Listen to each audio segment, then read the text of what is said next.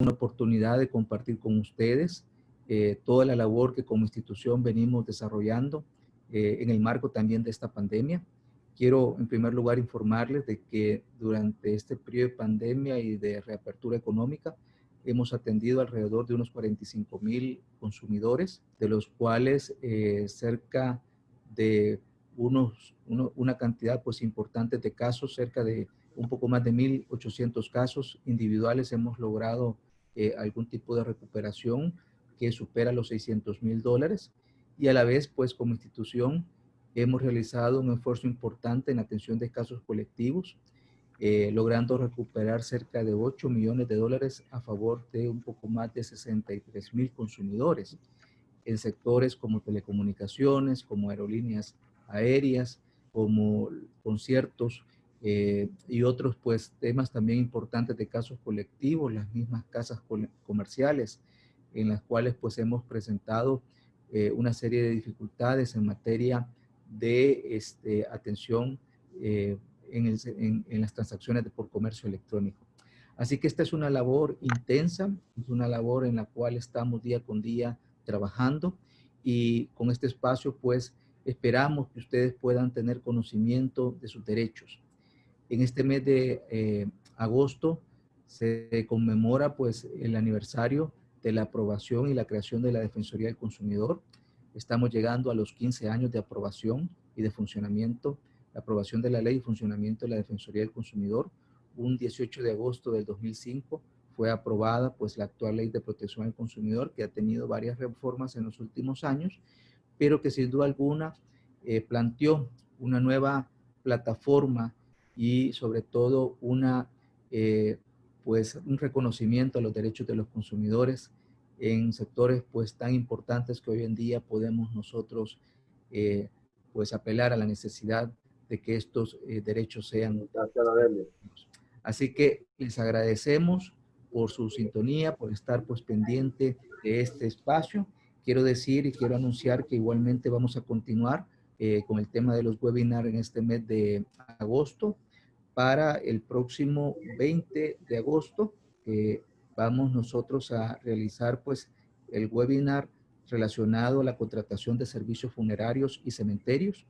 Esto va a ser pues el próximo 20 de agosto a las 10 de la mañana. Igualmente es un tema bastante sentido por la población en el marco de la emergencia por coronavirus. Hemos recibido varias denuncias, sobre todo incumplimientos de contratos y cobros que pueden ser considerados indebidos, así que es bien importante que ustedes lo puedan conocer. Si ustedes igualmente conocen a alguien que puede estar pasando por una situación o que ha pasado por una situación de este tipo, sería muy bueno que se pueda conectar. Y para el 27 de agosto, siempre a las 10 de la mañana, tendremos otro webinar relacionado a los derechos de los usuarios de tarjetas de crédito, ¿verdad? Así que los invitamos a que ustedes puedan conocer de estos también esfuerzos que estamos realizando y también pues que visiten nuestra aula virtual. Busquen el aula virtual en nuestra página web. Ahí aparece la información de los cursos que estaremos nosotros brindando, pues que son más detallados, que tienen un mayor tiempo, que hay una metodología de aprendizaje, entre los cuales puedo mencionar de que ahorita se encuentra pues abierta la inscripción al curso de Derecho de las Personas Consumidoras en servicios de telecomunicaciones. Tenemos la inscripción abierta hasta el 20 de agosto y también tenemos otro curso sobre los derechos de las personas en los servicios de tarjeta de crédito que estaría su inscripción hasta el 27 de agosto. Y van a conocer ustedes las fechas de los periodos de inscripción y también los periodos de inicio. Así que sin más, muchas gracias. Reiteramos que usted se encuentre pues atendiendo esta invitación de la Defensoría y quiero pues agradecer a todo el equipo de la Dirección de Ciudadanía y Consumo, la Gerencia de Sistemas Informáticos, por la labor que han desarrollado en la organización de este webinar y en especial pues a Esmeralda Villeda y Jacqueline Pardo que estarán pues acompañándolos en este webinar. Muchísimas gracias, que Dios nos bendiga a todos y pues sigamos adelante construyendo un mejor país. Muchas gracias. Muchas gracias, licenciado Salazar, por su saludo, mucho gusto.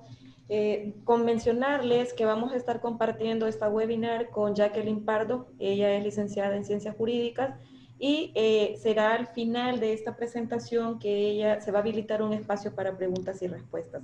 Vamos a dar algunas cuantas normas para que la conferencia se desarrolle de buena manera.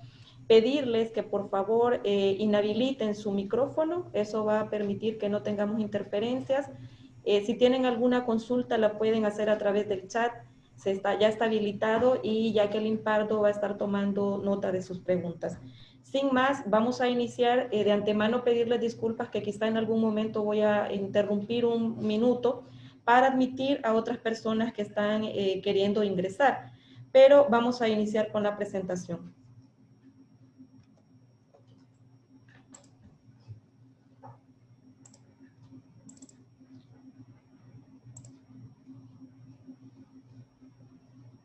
Para que yo...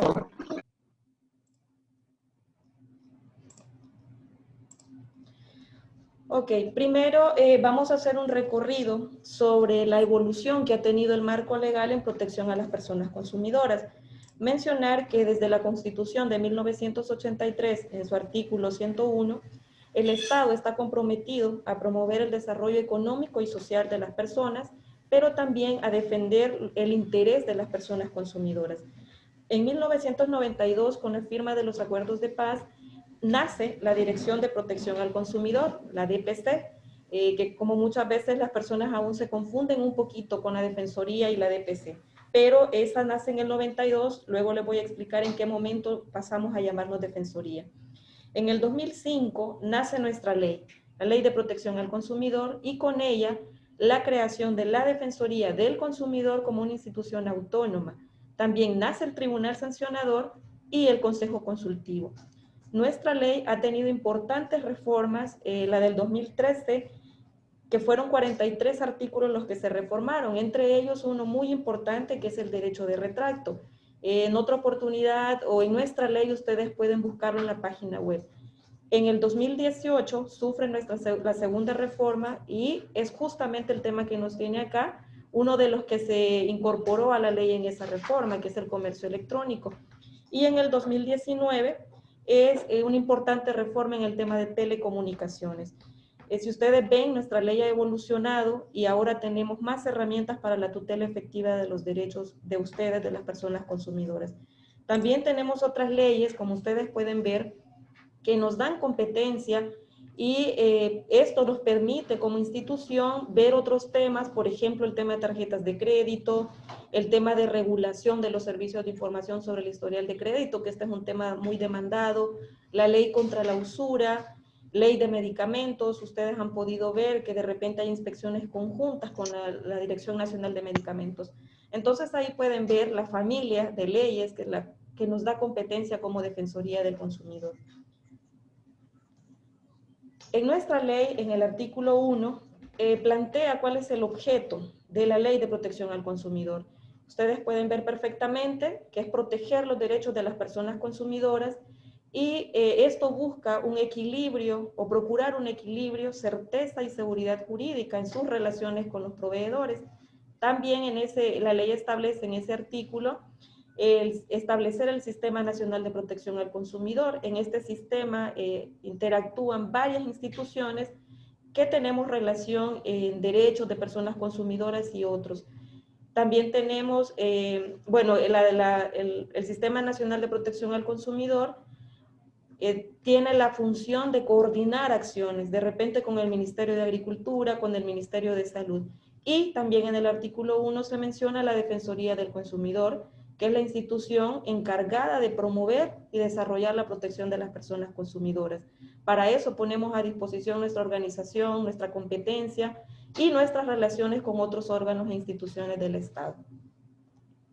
Vamos a tener una revisión de algunos conceptos previos para que sepamos de repente qué nos aplica y qué no nos aplica en relaciones de consumo. En el artículo 3 de la Ley de Protección al Consumidor hablamos de qué es un consumidor o usuario y la ley lo describe como toda persona natural o jurídica que adquiera, que utilice, disfrute bienes o servicios o bien que reciba oferta de ellos. cualquiera que sea el carácter, puede ser público o privado, individual o colectivo, de quienes producen, comercialicen, faciliten, suministren o expidan. Ahora vamos a ver un concepto muy importante que es proveedor. Esto también lo menciona el artículo 3 de la Ley de Protección al Consumidor. Es toda persona natural o jurídica de carácter público o privado que desarrolla actividades de producción, fabricación, importación, suministro, construcción, distribución, alquiler, facilitación, comercialización o contratación de bienes, transformación o almacenamiento, transporte, así como prestación de servicios a consumidores, mediante el pago de un precio, tasa o tarifa. ¿Por qué es importante tener claridad sobre el concepto de proveedor? Principalmente en el comercio electrónico podemos tener dudas de repente de qué entendemos por proveedor. En este contexto, por ejemplo, de la pandemia, hay muchas personas que están vendiendo cosas a través de Internet, por ejemplo, de las redes sociales, pero un proveedor tiene que tener estas características y ya vamos a verlo más adelante algunas de ellas. No alguien que me vende un celular a través de una plataforma o de una red social, que me lo vende porque ya no lo quiere, porque ya no le sirve, pero solo vende ese celular, no se dedica a ese rubro. A esa persona no le podemos denominar un proveedor. Entonces esto es muy importante que lo tengamos claro, porque de repente podemos decir, entonces denuncio a esta persona, pero esa persona no necesariamente tiene la figura de proveedor según nuestra ley.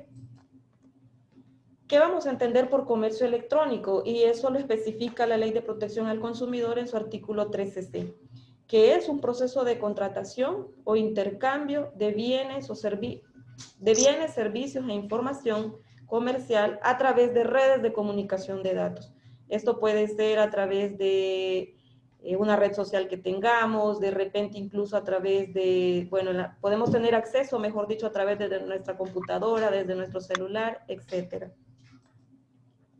Ahora, algunas características que tiene el comercio electrónico y es importante que las conozcamos. Estas características han sido tomadas de un estudio que se hizo en la Defensoría del Consumidor en el 2018, precisamente sobre el comercio electrónico en El Salvador.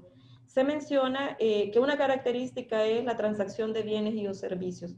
Es decir, el comercio electrónico, igual que el comercio tradicional, abarca comercialización de productos, tanto de bienes, de consumo como capital y servicios. Es decir, es muy similar al comercio que podemos hacer de manera, o las compras que podemos hacer de manera física.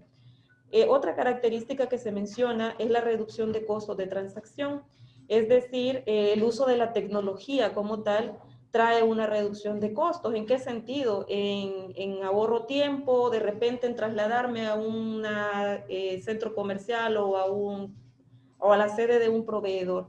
En ese sentido, la persona puede ahorrar tiempo y puede ahorrar el dinero del traslado para adquirir este producto, bien o servicio. Y otra característica es la utilización de los medios electrónicos. Como les decía al principio, se puede realizar a través de una computadora, de un celular, de una tablet, etc.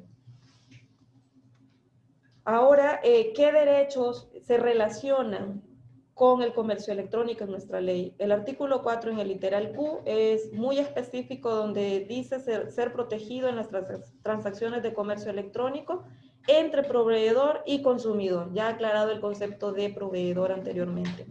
Y en el artículo 4 en el literal C también hay un derecho muy importante y que se aplica a muchos servicios, por ejemplo, en este caso el tema de comercio electrónico, que es el derecho a la información que tenemos, que nos brinden información completa, precisa, veraz, clara y oportuna, que me determine las características de los productos o servicios a adquirir, así como los riesgos o efectos secundarios si los hubiere.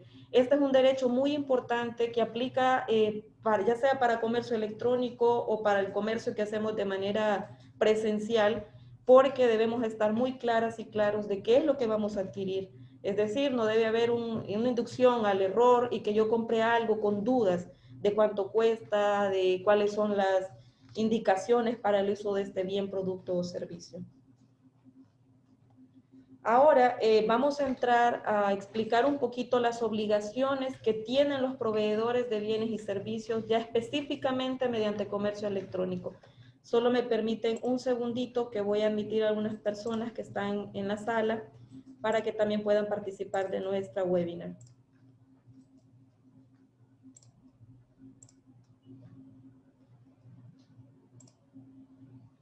Ok. Muchas gracias por el espacio y poder admitir a más personas. Las obligaciones de los proveedores están contempladas en el artículo 21A de la Ley de Protección al Consumidor. De nuevo, si ustedes quieren ampliar sobre el tema, vayan a nuestra página web y pueden descargar nuestra ley. ¿Cuáles son las obligaciones previas que tiene un proveedor a la contratación? Una es una obligación es que debe utilizar la información personal y crediticia proporcionada por la persona consumidora en forma confidencial, por lo que no podrá difundirla, no podrá transmitirla a terceros ajenos a la transacción, salvo que la autorización expresa de la persona consumidora.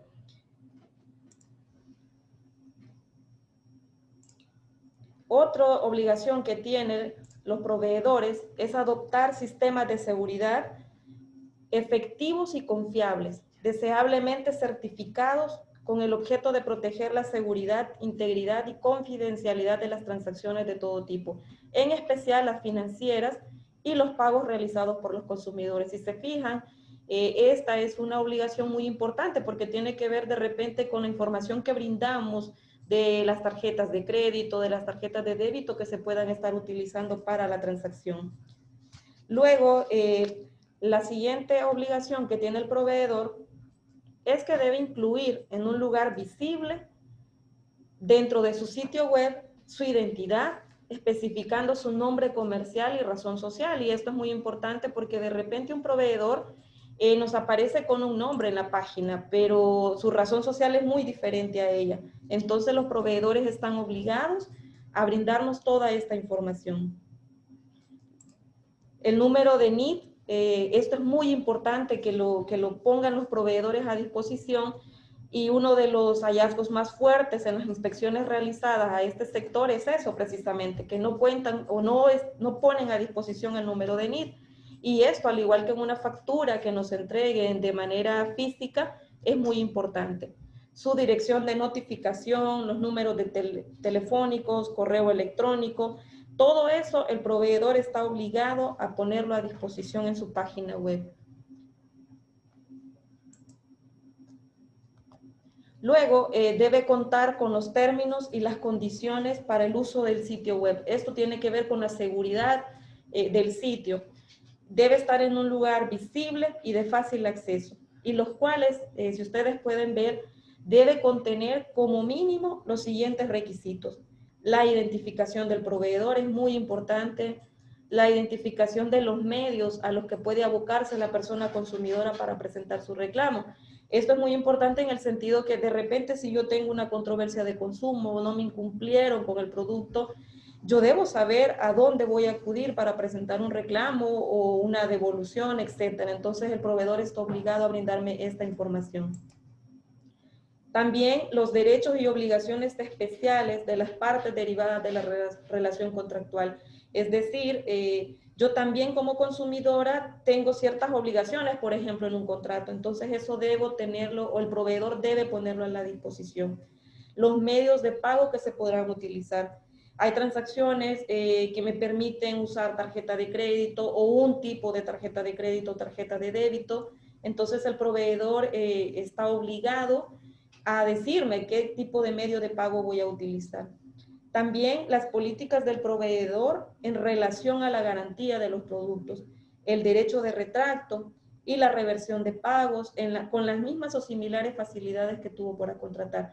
Es decir, el proveedor me debe especificar si en su página que yo tengo derecho a retracto y en qué condiciones, o a la reversión de pago, y que debe ser con la misma facilidad con la que contraté.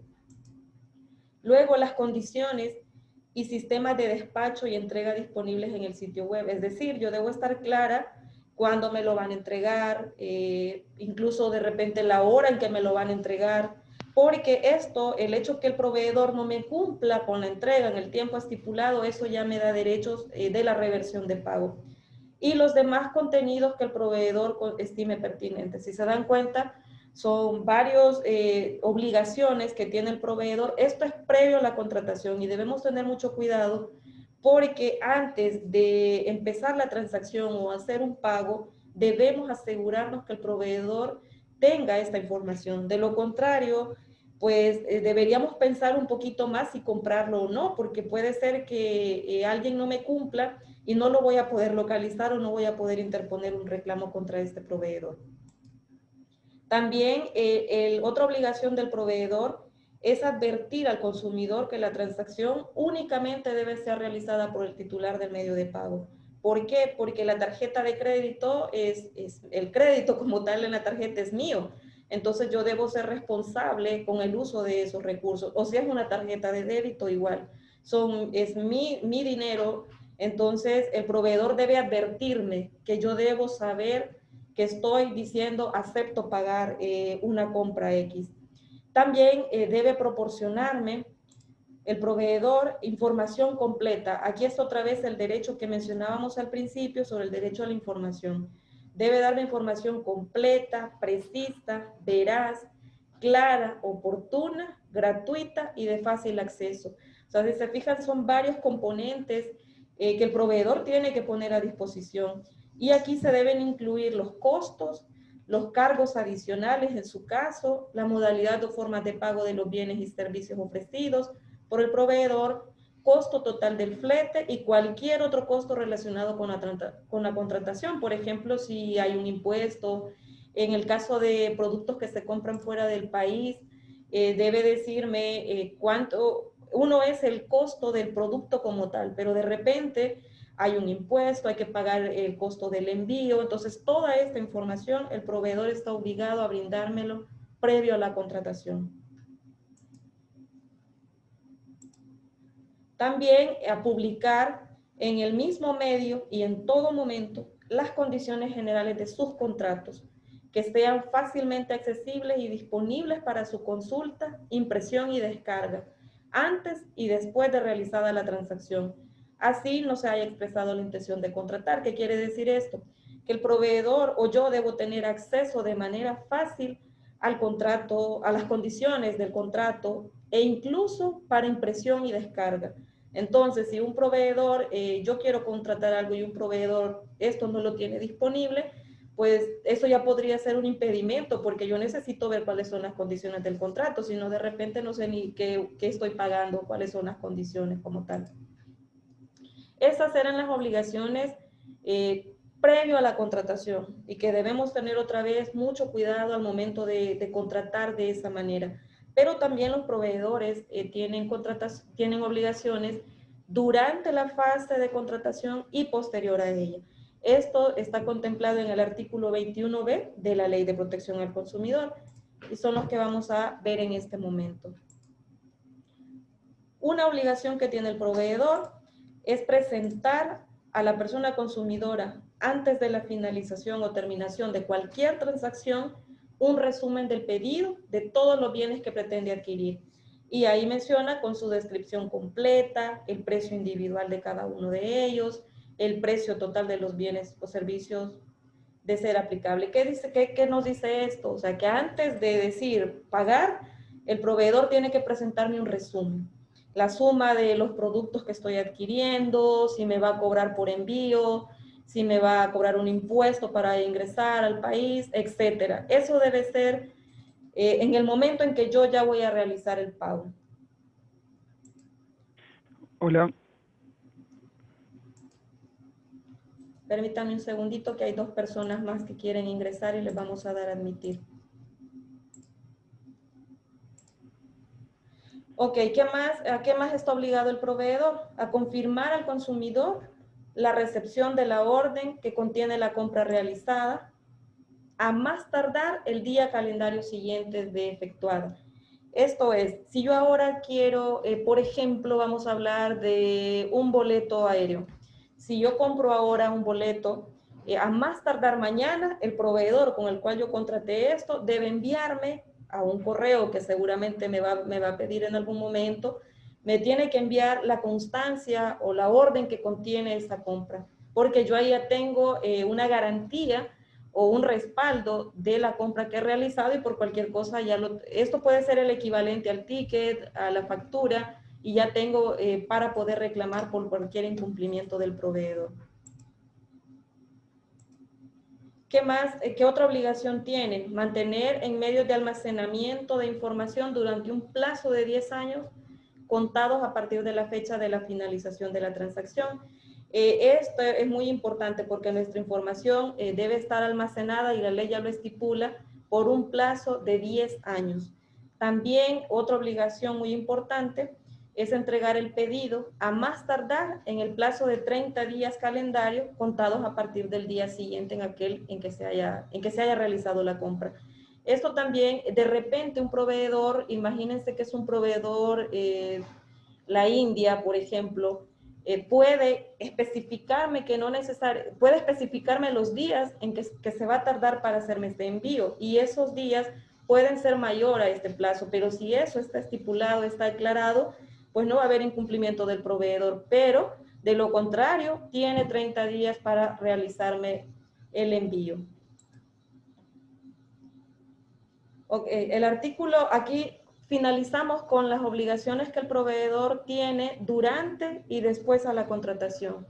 Pero hay un derecho muy importante y lo hemos dejado justamente acá para aplicarlo a cualquier incumplimiento que el proveedor tenga en las fases que hemos mencionado.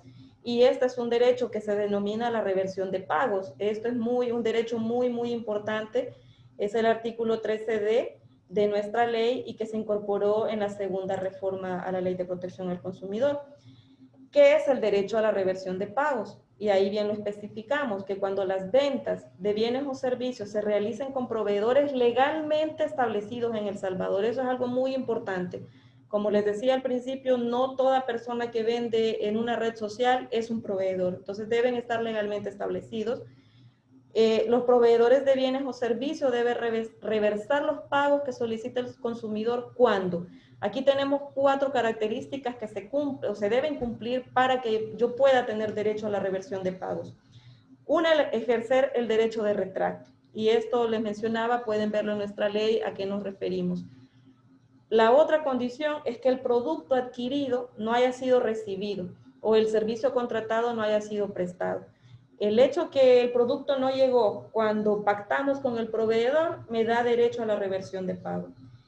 Otra condición es que el objeto del contrato no corresponda con lo solicitado o resulte defectuoso. Esta es otra condición. Si yo compré un electrodoméstico, por ejemplo, y cuando me lo entregan va mal, digamos lleva un golpe, también esto me puede dar derecho a la reversión de pago. O cuando existan errores en el cobro de las transacciones por fallas en los sistemas de pagos de terceros. Es decir, si hay un problema en el pago que yo realicé con el proveedor, pero es debido a errores en su sistema, entonces ahí ya la ley también me permite hacer uso de este derecho.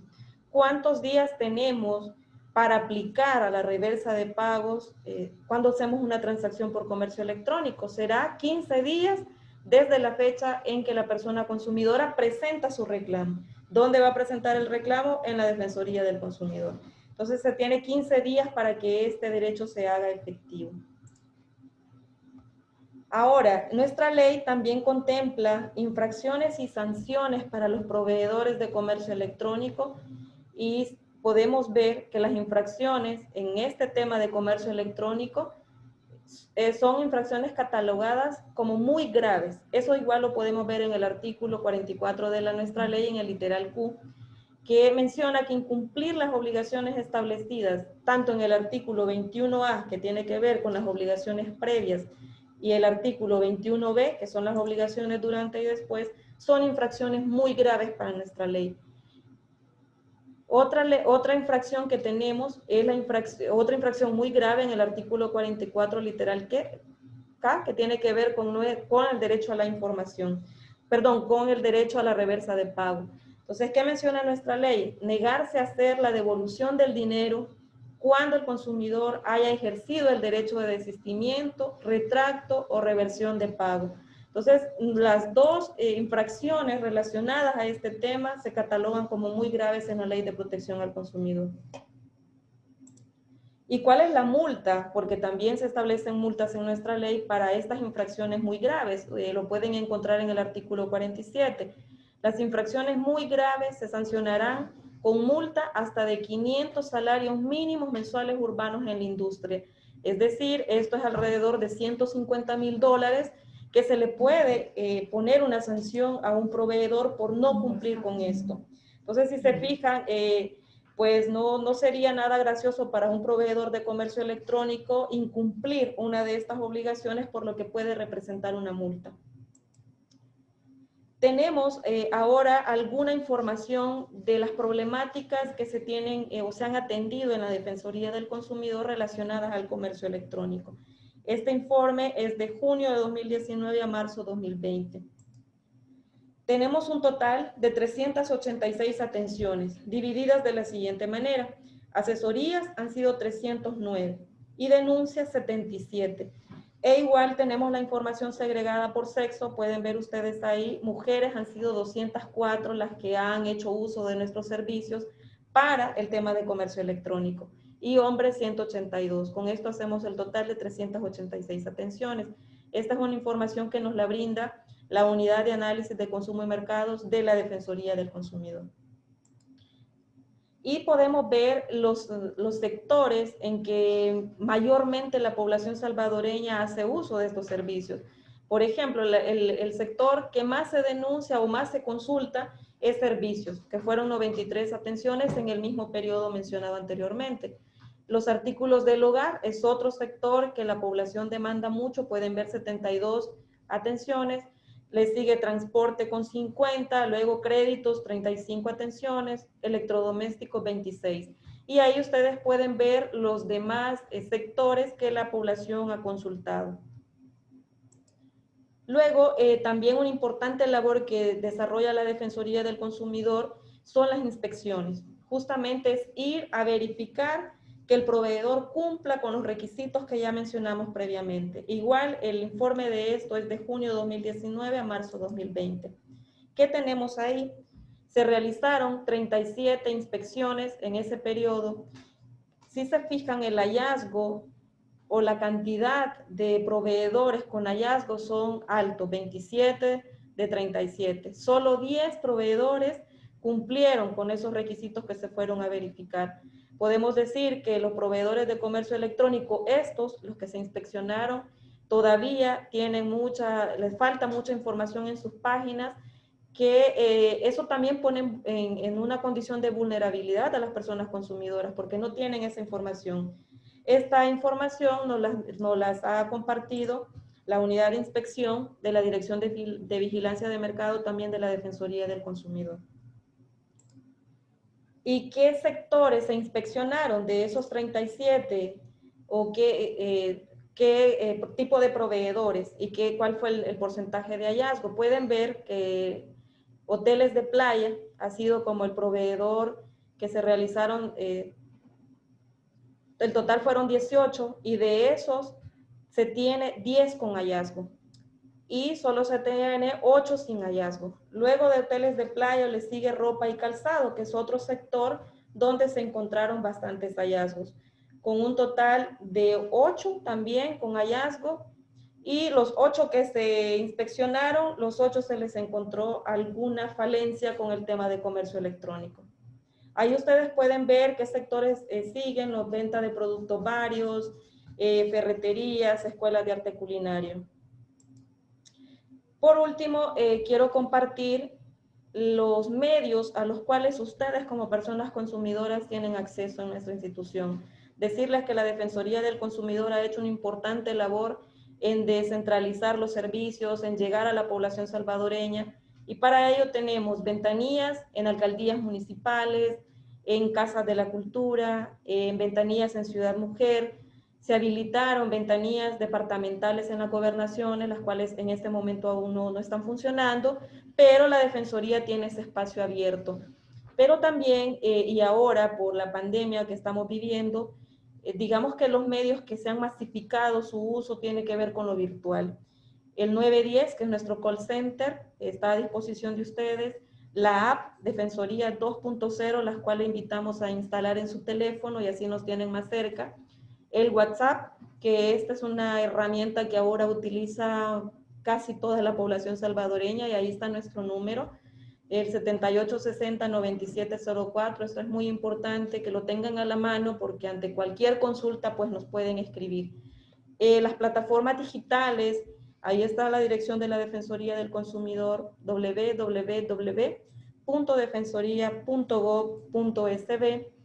¿Qué tienen que presentar ustedes si tienen algún problema de consumo? Si tienen una denuncia en particular, pues solo se les pide, y esto es en base a la ley, entonces eso sí lo tenemos que cumplir, deben identificarse con su documento único de identidad, deben brindarnos los datos del proveedor, porque si no, ¿cómo vamos a saber contra quién es su reclamo? Luego nos van a explicar qué es lo que pasó.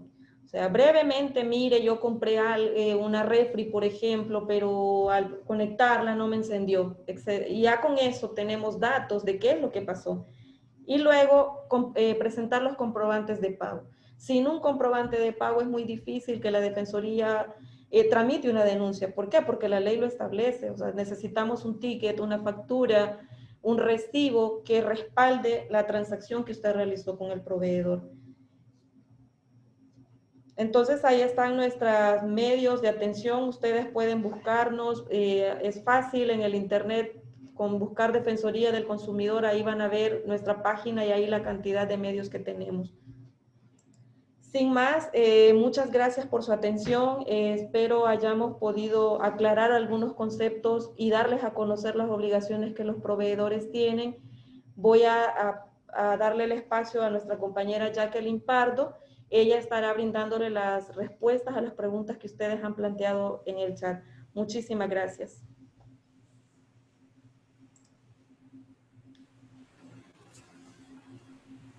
Muchísimas gracias, Esmeralda. Pues es un placer para mí estar compartiendo con todos ustedes. Y pues ahorita estoy al servicio, ¿verdad?, de ustedes para poder responder cualquier duda o cualquier consulta sobre este tema de comercio electrónico a la luz de la Ley de Protección al Consumidor.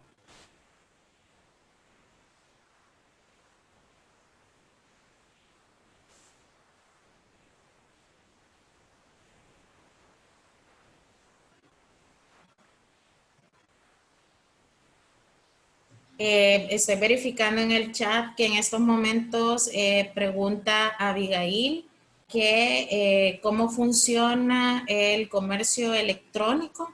Permítame.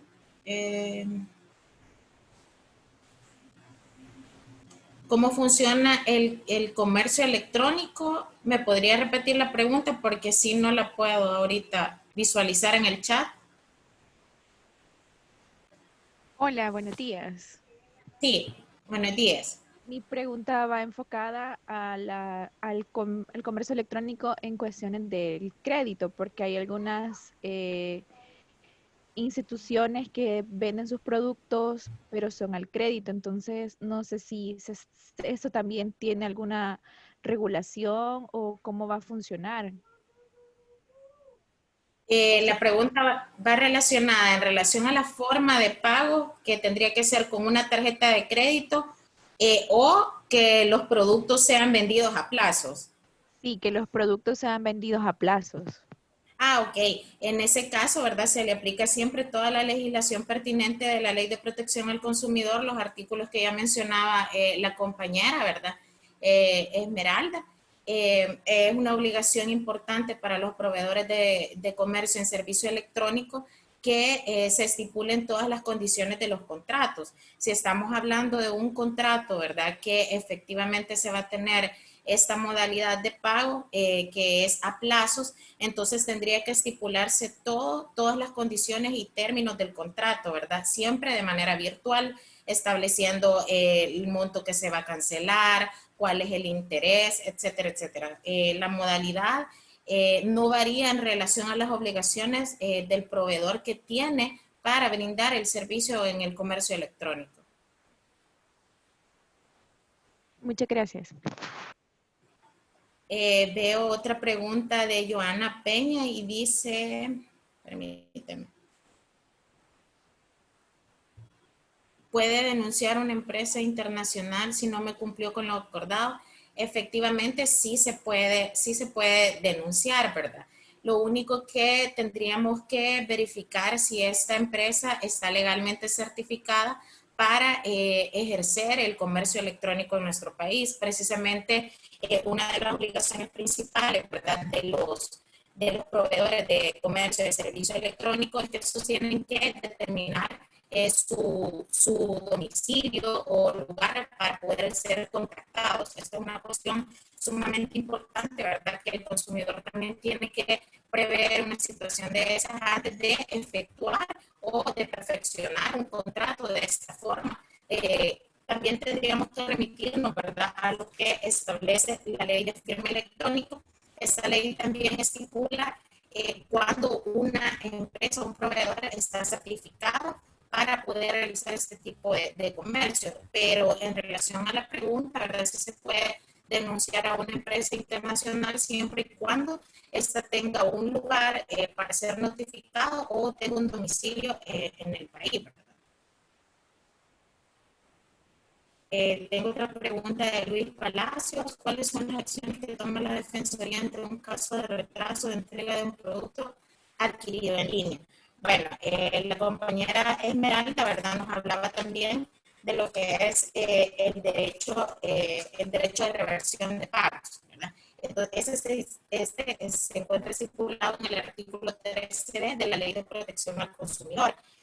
Ahí en la ley se establecen los parámetros para poder ejercer este derecho y poder obtener la reversión del pago, ¿verdad? Uno de esos es que el consumidor haya ejercido su derecho de retracto, ¿verdad?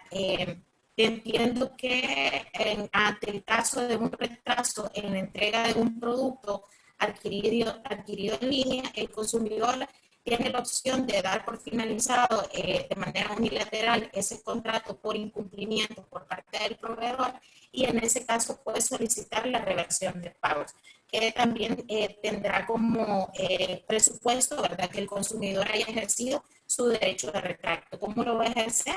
Bueno, en ese caso, ¿verdad?, el derecho de retracto tiene un plazo de 8 días, ¿verdad?, desde el momento en que el consumidor le notifica al proveedor que, por ejemplo, ese producto no se le ha enviado y que por eso solicita la reversión de pagos porque no se envió en la fecha estipulada, ¿verdad? Entonces, se acude, si el proveedor hace caso omiso de este anuncio o para poder ejercer la reversión de pagos, entonces el consumidor tiene que acudir a la Defensoría del Consumidor para poder interponer la denuncia en ese sentido.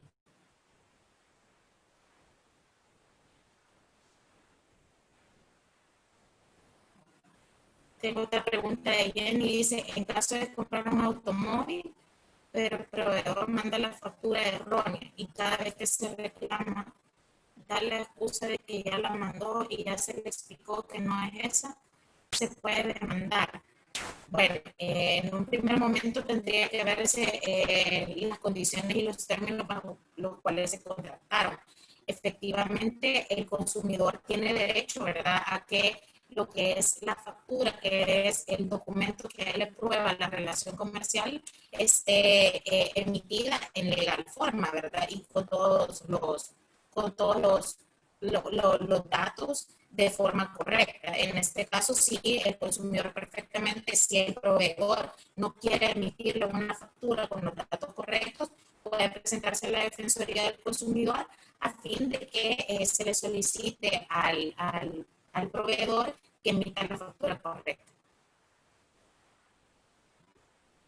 Tengo otra pregunta, dice, buenos días, en el artículo 47 de las multas muy graves menciona que sería una multa de 500 salarios mínimos. Quisiera saber cuánto tiempo tiene esta empresa para poder cancelar la multa. En ese caso, tendría que verificarse, ¿verdad?, la sentencia emitida por el tribunal sancionador, que es el que establece el monto de la multa y el tiempo que se le va a otorgar el pago de la multa. Dice, ¿cómo puede proceder en contra de una persona que produzca en un emprendimiento no constituido? En este caso, ¿verdad? Cuando se trata de personas que no están legalmente constituidas, sí tenemos un problema, ¿verdad? Porque efectivamente para poder legalmente proceder contra una persona, esta tiene que estar legalmente constituida o por lo menos se tiene que tener los datos correctos del proveedor, ¿verdad? Sí, se puede proceder contra esta persona siempre y cuando pues se cumplan todos los requisitos para poder establecer una denuncia, que también lo señala, ¿verdad? La Ley de Protección al Consumidor en su artículo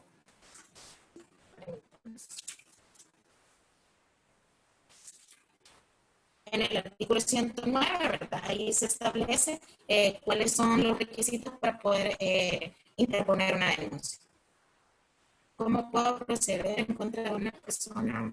Respecto de eso que mencioné anteriormente, en muchas páginas web que venden, por ejemplo, paquetes para aprender el idioma inglés en sus términos y condiciones, hace referencia a esa situación sobre la jurisdicción, que al no tener base en nuestro país no podría someterse a reclamo dentro de nuestro país. Pero entonces, ¿cómo se podría proceder en casos así? Por desgracia ha resultado una estafa. Bueno, como les decía, ¿verdad? También habría que remitirnos a lo que está estipulado en la Ley de Firma Electrónica. En la Ley de Firma Electrónica, ¿verdad? El Ministerio de Economía también cuenta con una unidad, ¿verdad? Que es de firma electrónica certificada, y en estos casos ahí van a encontrarse todas las personas que se encuentran legalmente certificadas para poder realizar este tipo de contratos.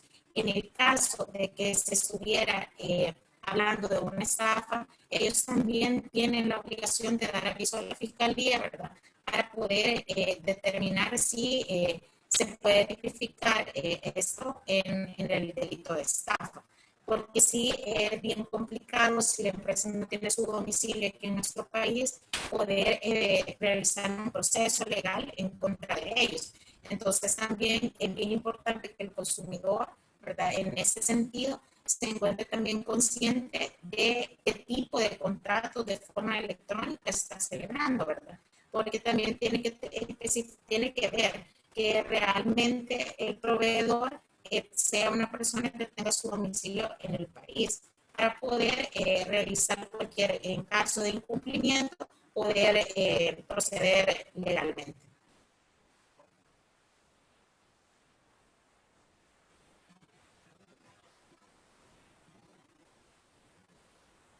Otra pregunta es, ¿cómo se manejan las quejas de publicidad engañosa?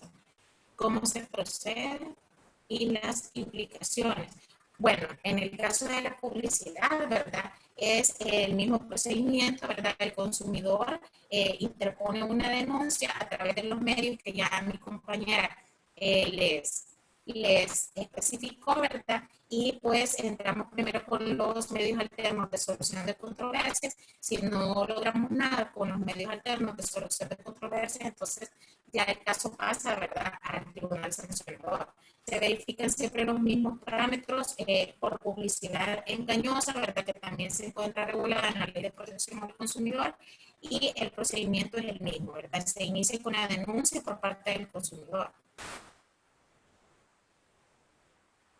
La otra pregunta es, buenos días, ¿cuánto tiempo se tarda la Defensoría del Consumidor en responder o resolver un reclamo? Bueno, en ese caso, un término específico no hay. Varía, ¿verdad?, dependiendo de la forma en cómo se va dando en relación al reclamo. En la primera etapa que nosotros en la Defensoría del Consumidor tenemos es tratar de solucionar el conflicto a través de los medios alternos, ¿verdad? Y lo hacemos a través de dos etapas en los medios alternos, que es el avenimiento y la conciliación, ¿verdad? El avenimiento es como el primer contacto que nosotros tenemos con el proveedor, en donde se le notifica, ¿verdad?, que tiene una denuncia en su contra, para que se proceda a dar una respuesta. Si no se logra nada en la etapa del avenimiento, entonces ya pasamos a la conciliación. Si en los medios alternos que finaliza para nosotros con la conciliación tampoco llegamos a nada, entonces el caso ya pasa al tribunal sancionador, ¿verdad? Los términos están establecidos en todos los procedimientos aquí en la Ley de Protección al Consumidor. Ahí se van determinando los plazos, ¿verdad?, de cada una de las etapas, los pueden verificar y ya en el tribunal sancionador pues inicia nuevamente como una denuncia, tiene su término de prueba, ¿verdad? Y ya ahí esperaría la respuesta, ¿verdad?, del tribunal sancionador. Como les digo, dependerá bastante el comportamiento, cómo se vaya resolviendo, porque hay algunos casos que en el avenimiento, ¿verdad? Avenimiento inmediato, nosotros le llamamos, el proveedor responde de manera positiva y pues el caso termina rápido, ¿verdad? No pasa ni siquiera la siguiente etapa, que es la conciliación. Entonces dependerá mucho del resultado de las primeras gestiones en los medios alternos.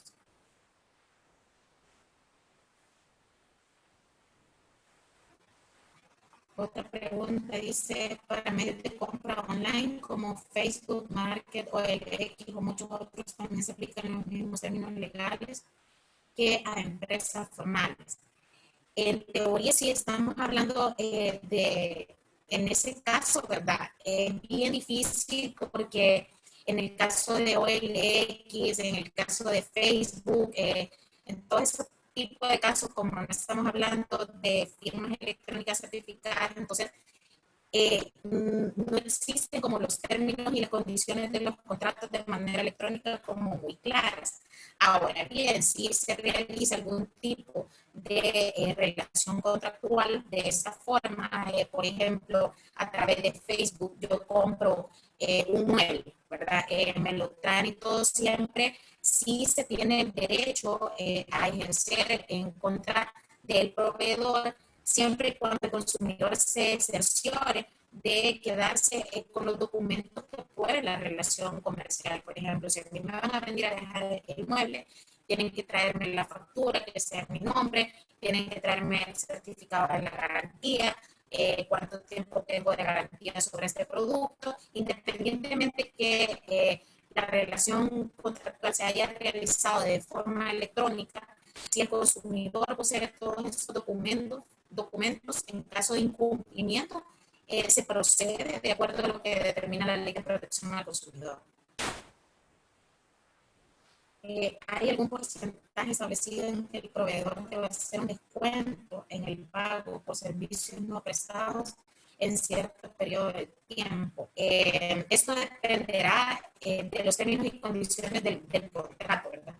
Ahí se tendría que estipular, ¿verdad?, si es que existe algún tipo de descuento en el pago por servicios no prestados. Ahora bien, cuando se trata de servicios no prestados, como es una causa imputable al proveedor, perfectamente el consumidor puede dar por finalizado la relación contractual, ¿verdad?, y aplicaríamos lo que es la reversión de pagos, ¿verdad?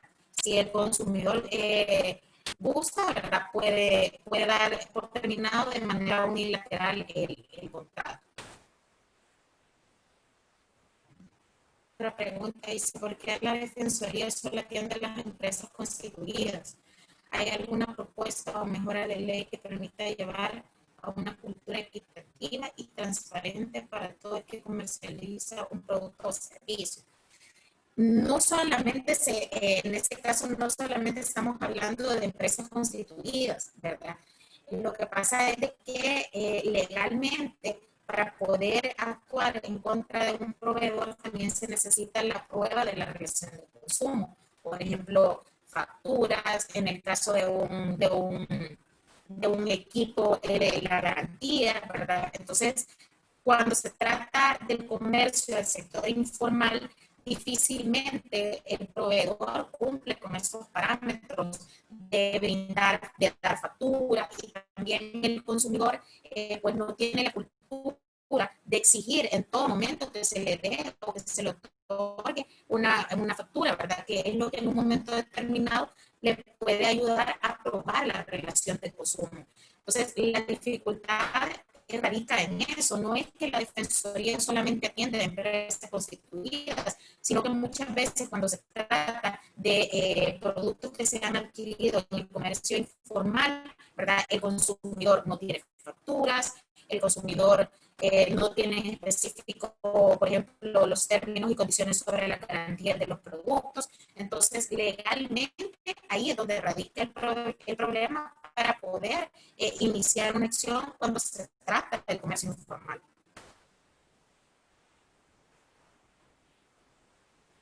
Otra pregunta es, ¿cómo protege el artículo 5 de la ley del consumidor respecto al derecho a la información? Yasmín, en el caso del derecho a la información, ¿verdad? Es bastante amplio.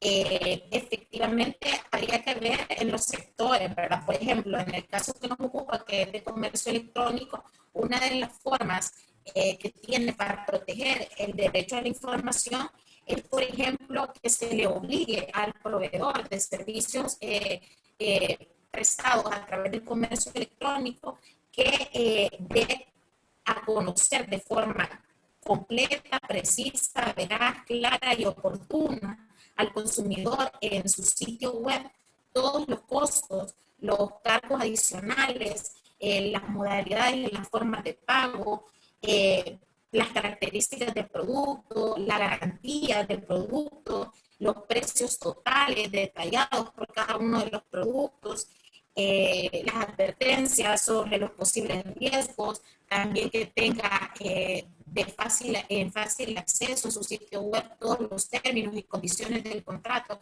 Esto es básicamente pues darle garantía al derecho de información que tienen todos los consumidores, ¿verdad? Y que se encuentra regulado en el artículo 5. En el caso del comercio electrónico, pues es de esa forma, ¿verdad? Que la ley de protección al consumidor le da cobertura en relación al derecho de información. No sé si existe alguna otra consulta.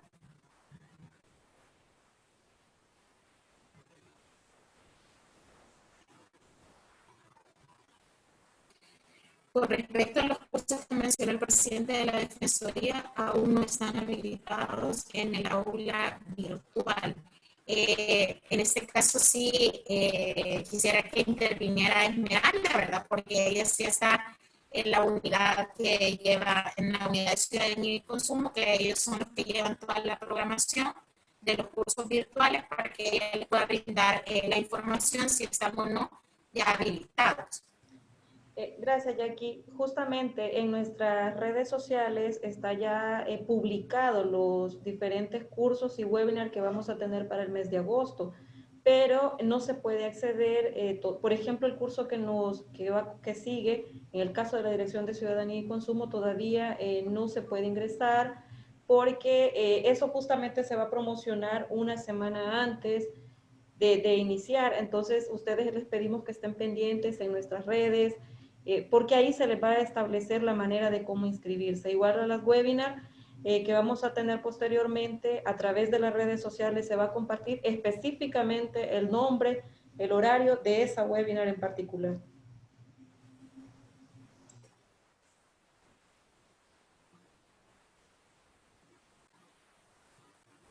Bueno, no sé si los participantes tienen alguna otra duda, alguna otra consulta, ¿verdad? En relación a la presentación de comercio electrónico que ha dado mi compañera Esmeralda.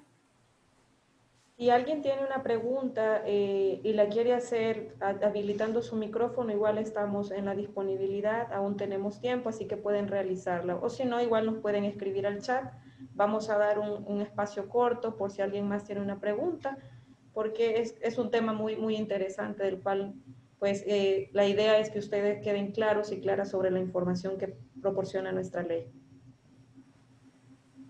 Hay una pregunta, dice, ¿se repetirá este mismo tema en los webinars? Hay otro webinar sobre el tema de comercio electrónico dirigido a personas consumidoras. Por el momento no tenemos programado una webinar. Se está valorando un curso corto, estos son aproximadamente 5 semanas, una segunda edición, porque en este momento justo tenemos la primera. Se está valorando hacer una segunda del mismo. Igual, si eso se decide, se les va a publicar en las redes sociales de la Defensoría para que puedan inscribirse. Este es un proceso un poquito más largo, donde vamos a tener 5 semanas de interacción. Sobre la pregunta si la presentación la van a subir, la podemos compartir en PDF a sus correos electrónicos. Ya los tenemos, ustedes nos escribieron para poder entrar a la webinar, entonces nos comprometemos a enviárselas a través de sus correos. Si no hay ninguna otra pregunta, les agradecemos muchísimo por su atención, por su interés. Quedamos a la orden como Defensoría del Consumidor. Pueden abocarse a cualquiera de nuestros medios en este momento virtual. Cualquier consulta que tengan, usen nuestro WhatsApp 7860-9704 y con mucho gusto les atenderemos. Esperamos haber cumplido sus expectativas de esta actividad y les pedimos estén pendientes de las siguientes actividades que vamos a tener como Defensoría del Consumidor. Jacqueline Pardo, muchas gracias por tu apoyo, también al equipo que ha estado acompañándonos en esto, la gerencia de la Defensoría. Muchas gracias al presidente de la Defensoría por darnos esta oportunidad. Feliz día y les esperamos en próximos eventos.